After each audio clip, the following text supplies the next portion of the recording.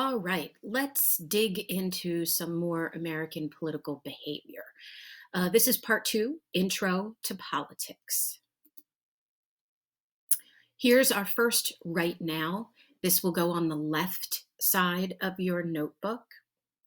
Write the question, what is the difference between government and politics? Write that question down, think about it, and jot down your thoughts. Come back to the slide when you're ready. In politics, you're going to hear words like liberal, conservative, and this comes to us through political ideology. So let's watch this short video and learn what that is. Hi, I'm Craig, and this is Crash Course Government and Politics, and today we're going to get personal. Not personal in the sense that I'm going to tell you I'm a bedwetter, because I'm not going to tell you that. We're going to talk about people's personal political views and where they come from. This is what political scientists sometimes call political socialization. But before we get into the forces that help create our political outlooks, we should probably define what political ideologies look like in America.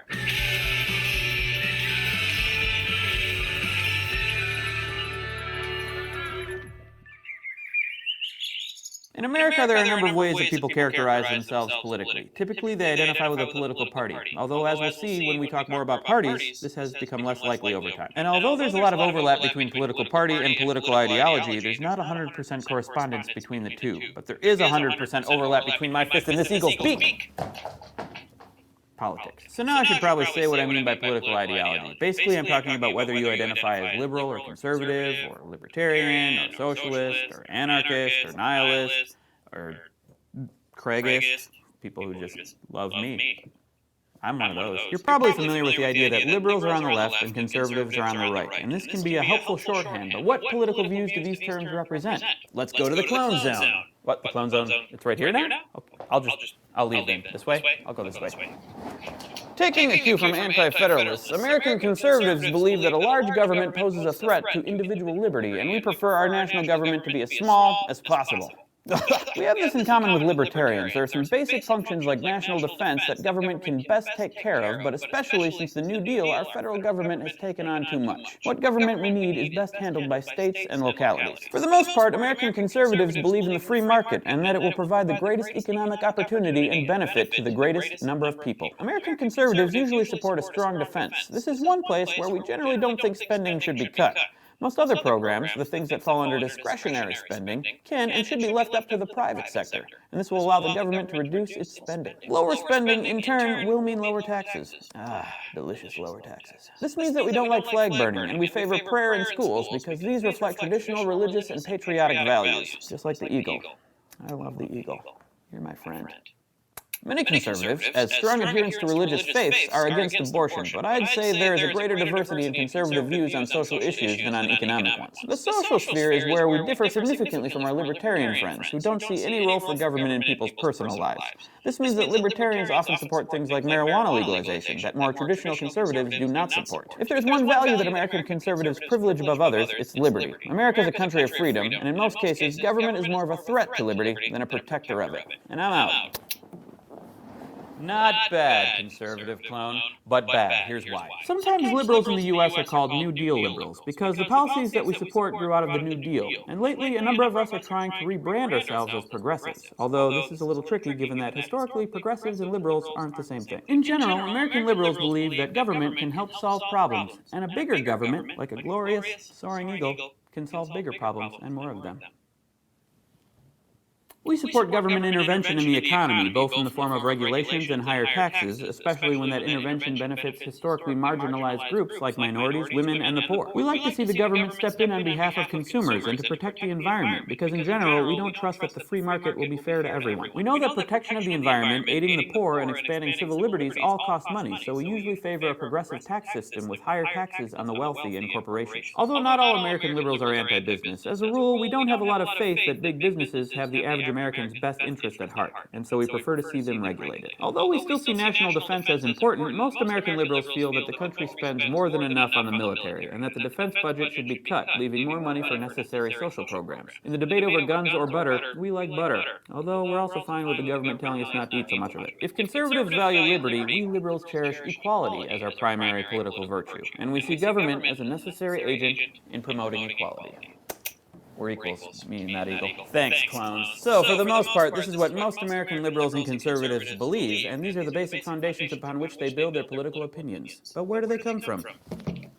Political scientists sometimes refer to the process by which individuals establish their personal political ideologies as political socialization, and they have identified four main agents that contribute to our political identities. Let's go to the thought bubble. The first and most important source of our politics is family. This makes a lot of sense since kids either want to emulate their parents or reject their ideas, and parents are usually the first people that express political opinions to kids. As I suggested, family can influence your political outlook in negative and positive ways. If you respect your parents and admire them, it's likely that you will adopt their political ideology. On the other hand, adopting an opposing political view can be a form of rebellion. Still, for the most part, liberal parents breed liberal children, and conservative parents create new generations of conservatives. A second major influence on political ideology is social groups, which in this case refer to one's race, gender, religion, or ethnicity. Obviously, these are generalizations, but certain groups tend to fall predictably into liberal or conservative camps. African Americans and Jewish people are among the most liberal Americans, while white Catholics tend to be conservative. Latinos are an interesting case because many identify as Catholic, but they tend to be more liberal politically. One of the reasons that many use to explain why African Americans and Latinos tend to be liberals is that these groups are disproportionately poor and receive a significant share of government benefits. To this way of thinking, economic self-interest is a prime determiner of where one stands politically, and it also explains why white conservatives, especially those who are wealthy, favor policies of lower taxes and less government intervention. One problem with this purely self-interested view of political ideology, though, is that there is a large number of low-income, low-wealth white voters who also do or would gain from more government benefits, but they tend to be conservative. In other words, be careful when you try to define a person's politics by looking at their bank account. Gender also tends to be statistically significant in terms of political ideology. The gender gap refers to the fact that women tend to be more liberal overall than men. This is especially true on the issue of national defense, where they tend to favor spending reductions rather than increases. Thanks, Thought Bubble. The third agent of political socialization in the U.S. is education, namely the primary and secondary school system. This is the most formal way that our political views are shaped, since almost all American students take at least 1 year of American history, and many states require courses in civics. In these courses, students learn about political values like liberty and equality and may come to align themselves with a liberal or conservative view.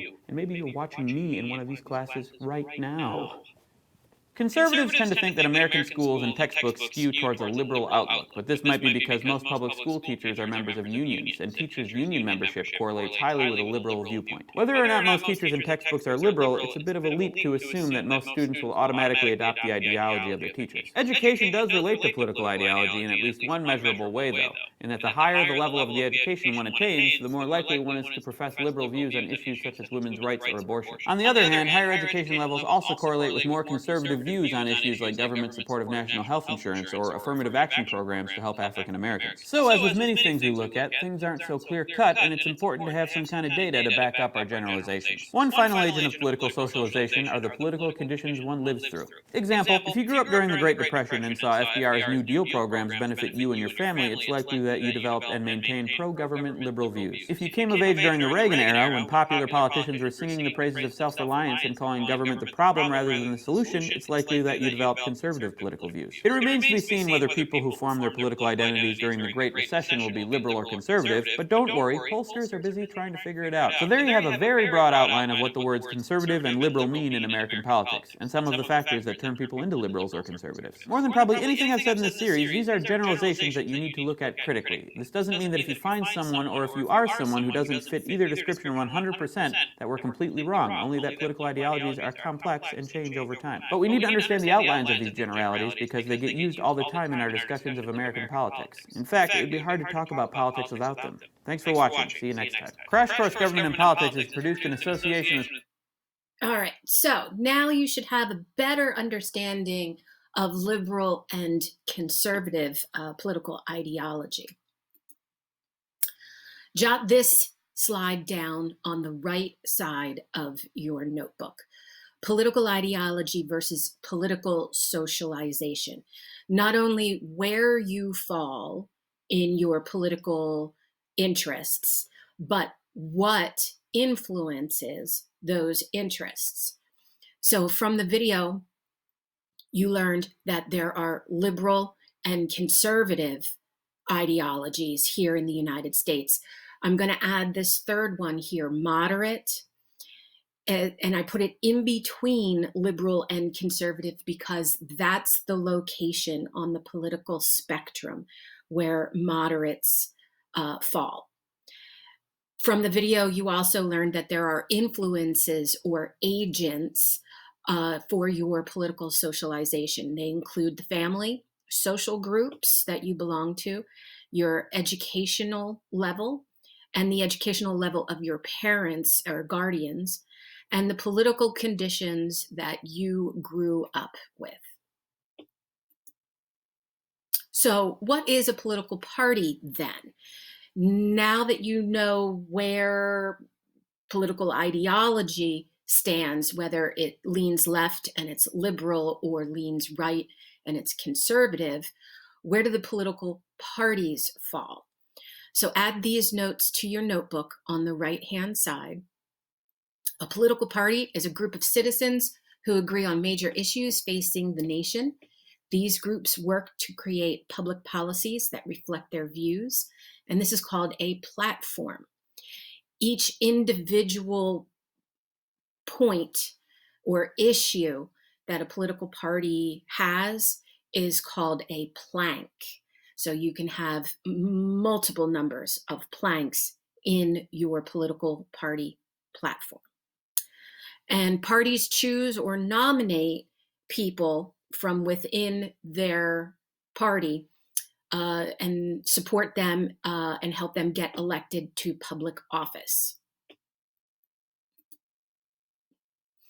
Here is a really interesting pie chart here for you. In the United States, there are a lot more members of the Democratic Party in our population, with 72 million. The Republican Party has about 55 million, and independents, that's a new word that I'm going to throw out at you, consist of about 42 million American citizens who are eligible to vote. You'll also notice that I included two images here for you. We are coming down to the wire for the 2020 presidential election. And the two nominees are Donald Trump and Joseph Biden.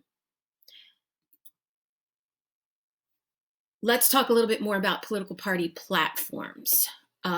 First off, the platform is a list of principles which a political party supports in order to appeal to the general public.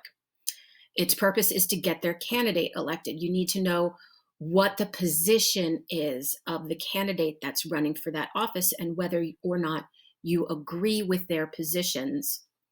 And individual topics, again, are called planks of the platform. So let's take a look at some of the political planks or topics. Where do you stand on the following issues?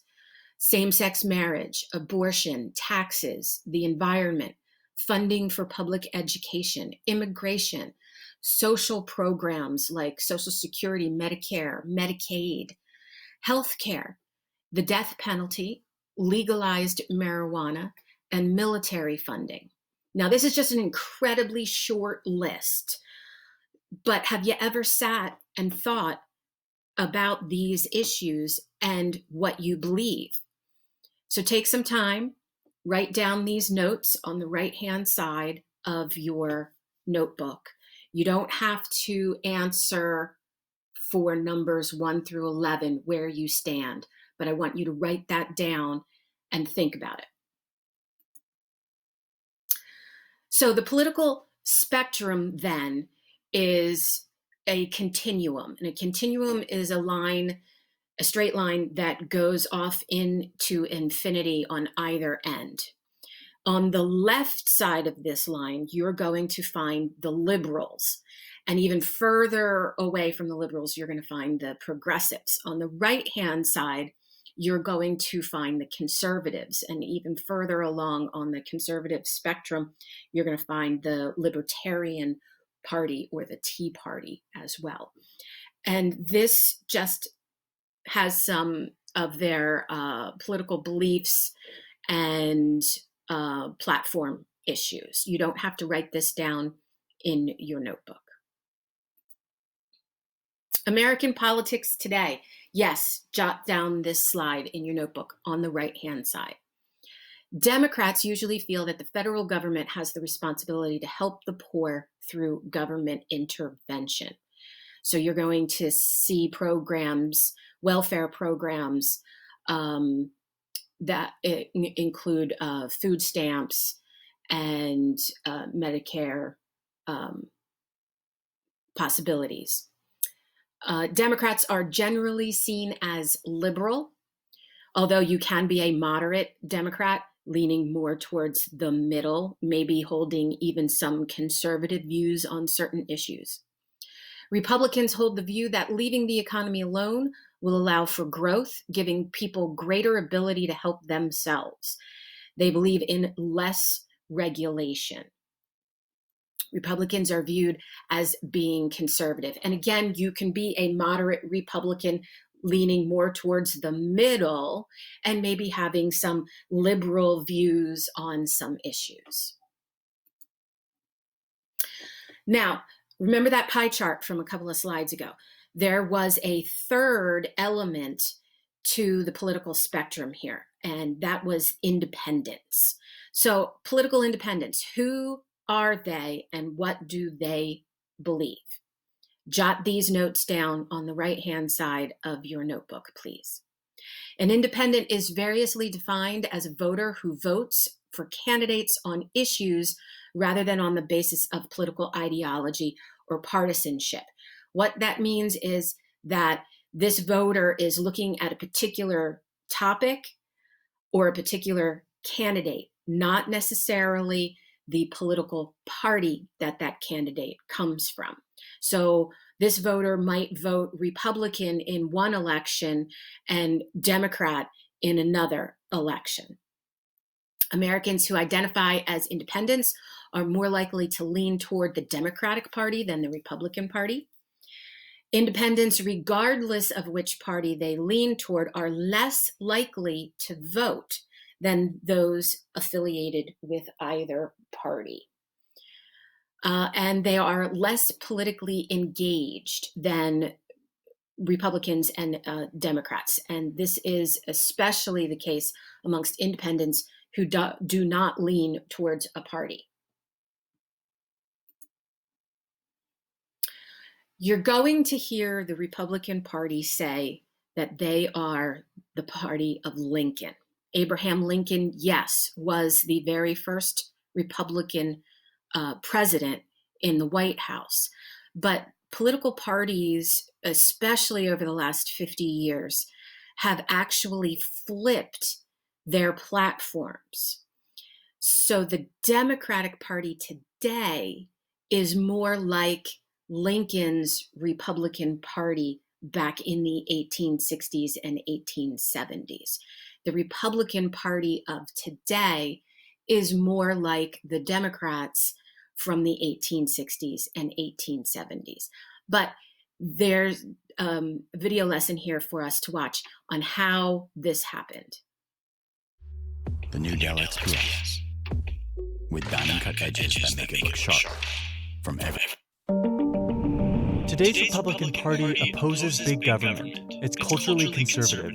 Its demographic support is strongest among white voters, and it usually dominates elections in the South. The party's 2016 presidential nominee has been heavily criticized for inciting racial tensions. But things weren't always this way. Over the past 160 years or so, the party has undergone a remarkable transformation from the party of Abraham Lincoln to the party of Donald Trump.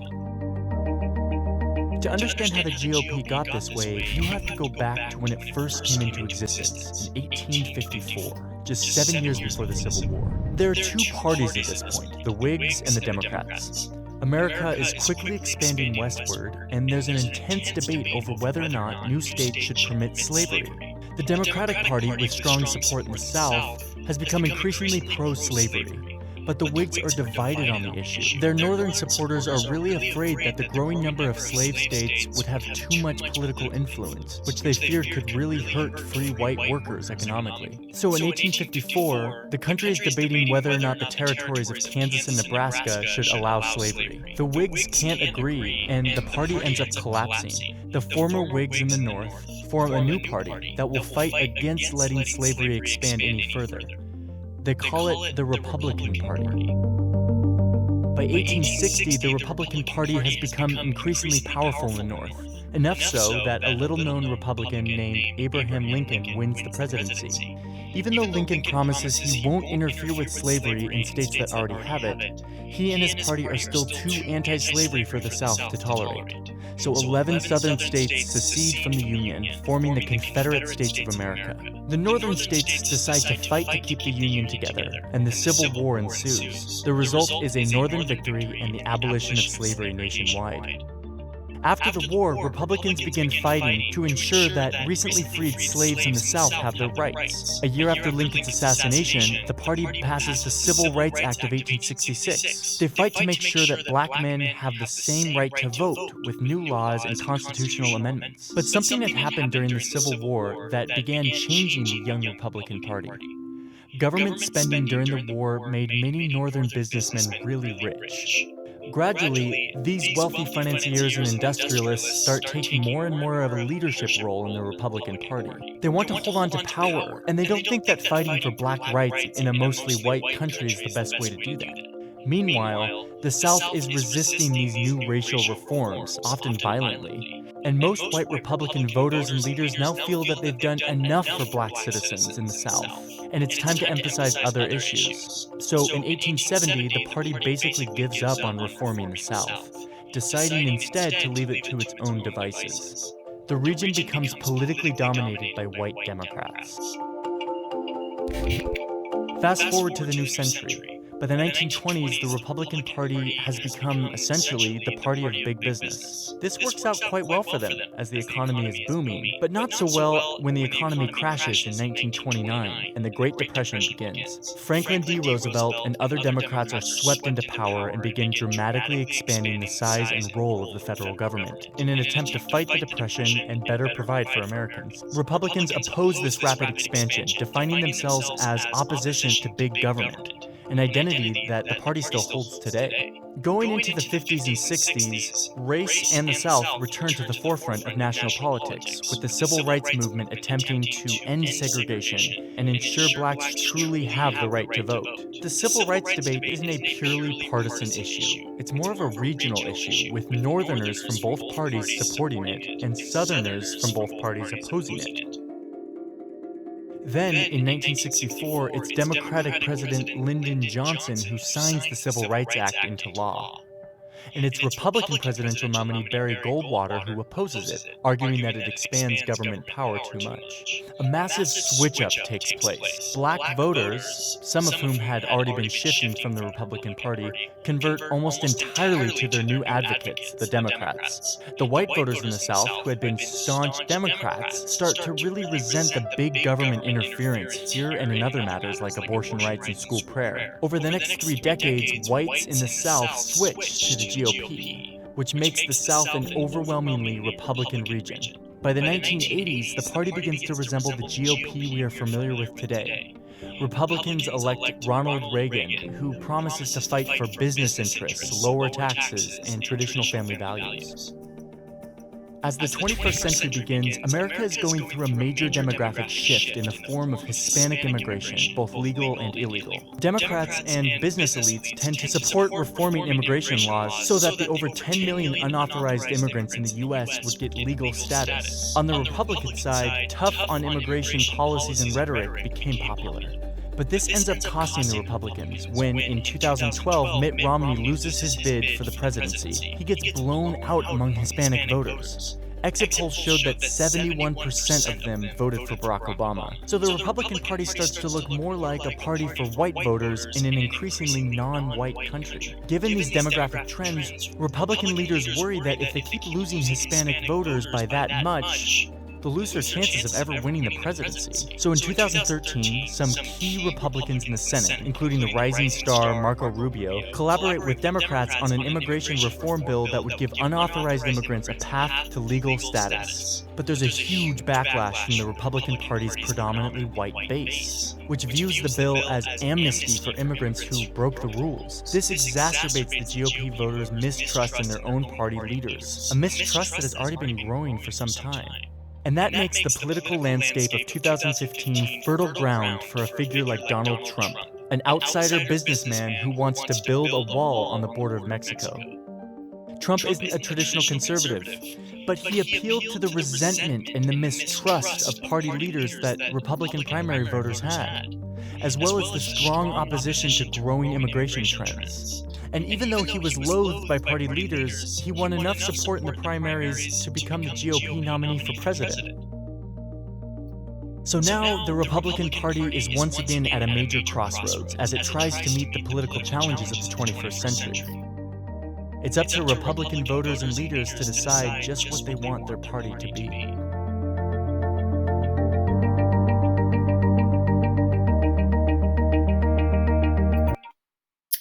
All right, so hopefully that video helped explain the transition that the Republican and the Democratic Party have made over time. Here's another right now for you. Write this on the left side of your notebook. Let's talk about political participation. Do you feel you have a civic duty to vote? Write that down on the left-hand side. Take some time to think about it and jot down your answer. You can come back to this slide when you're ready.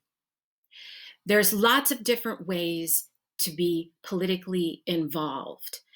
And there's a comfort level, also a personal comfort level. Some people don't like to vote. Some people don't feel comfortable with face-to-face interactions with people, so that would maybe prohibit them from even considering running for political office.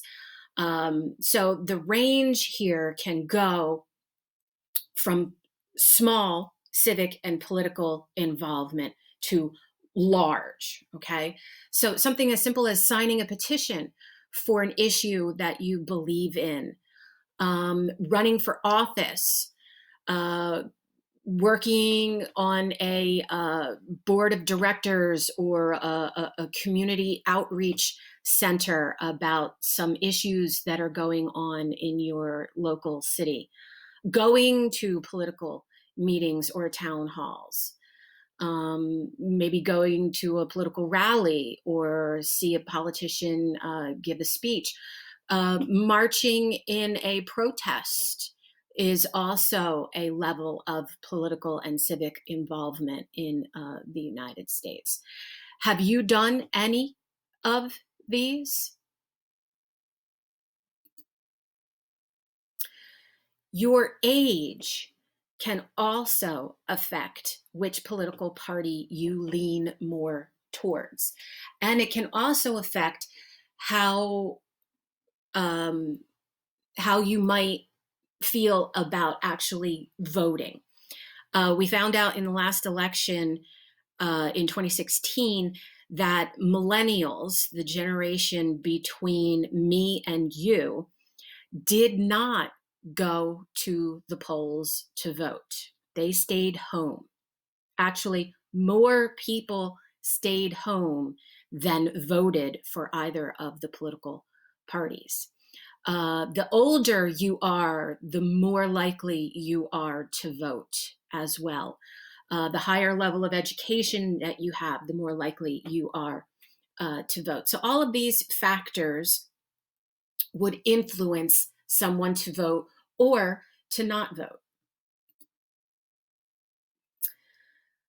I want to touch on voting a little bit more. Voting didn't come right away for the United States, and it was only available to a certain few white educated men had the right to vote.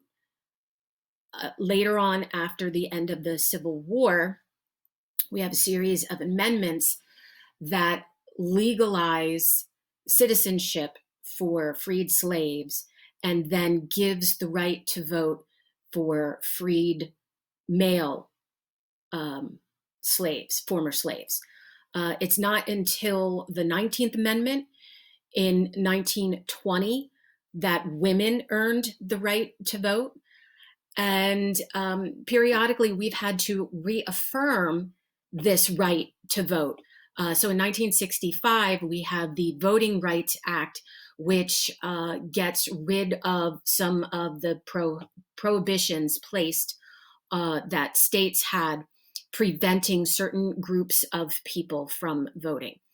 It was this Voting Rights Act that was changed in 2013 with the Supreme Court case Shelby County versus Holder, where this southern county had argued successfully in front of the Supreme Court that they didn't need to be watched anymore to ensure the right that people had to vote, that enough time had passed since 1965, and this county had gotten better at letting people vote, so they shouldn't have to follow this Voting Rights Act anymore. And the Supreme Court sided with this perspective, and unfortunately it's led to limiting people's access to voting. So if you're watching the news today, and as we're coming up on the election of presidential election of 2020, you're going to hear lots of things about how to vote in a pandemic, and how to vote by mail. And you might even hear conspiracy theories about voter fraud that's happening. So you've really got to pay attention to the city that you're living in, the county that you're living in, the state that you're living in, and be able to follow through with those voting obligations and practices. I have another short Schoolhouse Rock video on the history of the 19th Amendment, so I hope you enjoy.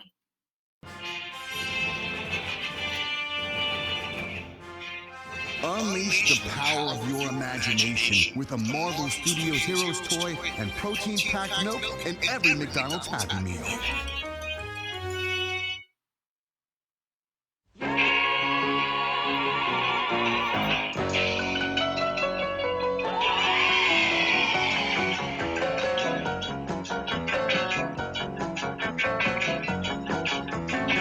Now you have heard of women's rights and how we try to reach new heights if we're all created equal. That's just true. Yeah, but you will probably not recall that it's not been too long at all since we even had the right to cast a vote. Well, so some men died down and corpse missing. Let us hang the watch out and wash the dishes. But when the time rolled around, you were elected president. What did they say, sister? What did they say? They said, see you later, Isaiah. And don't forget my mashed potatoes, cause I'm going downtown to cast my vote for president. Oh, we were suffering until suffering. Not a woman in the vote, no matter what age. And the 19th Amendment struck down that restricted rule. And now it's pulled down on the letter, cast a ballot, and we endeavor to improve our country, state, county, town, and school. Those children, women who braved the vote, could touch everything. They could not vote. Even Betsy Ross's social flag was left behind that first election day. Then Susan B. Anthony and Julia Howe, Lucretia Mott, they showed us how they carried signs and marched and lines until at long last the law was passed. Oh, we were suffering until suffering. Not a woman is a vote, no matter what age. And restrictive rule. And now we cruising on the lever, cast our balance, and we endeavor to improve our country, study county, town, and school. Yes, the 19th Amendment struck down that restrictive rule. Yes, the 19th Amendment struck down that restrictive rule. We got it now. Since 1920, Sisters Unite.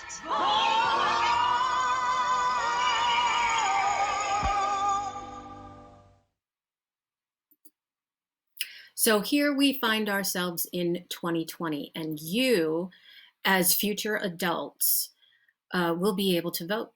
What are you going to do?